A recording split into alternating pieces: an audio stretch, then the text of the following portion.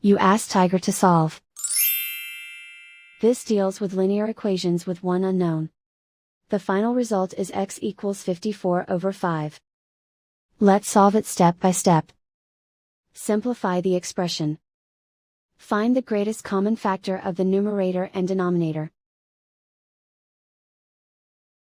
Factor out and cancel the greatest common factor. Find the greatest common factor of the numerator and denominator. Factor out and cancel the greatest common factor.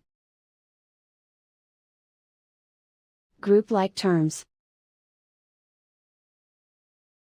Multiply the coefficients. Simplify the arithmetic. Swap sides. Isolate the x. Multiply both sides by inverse fraction 6/5.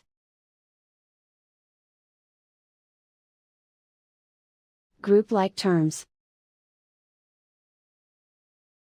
Multiply the coefficients. Simplify the fraction. Multiply the fractions. Simplify the arithmetic.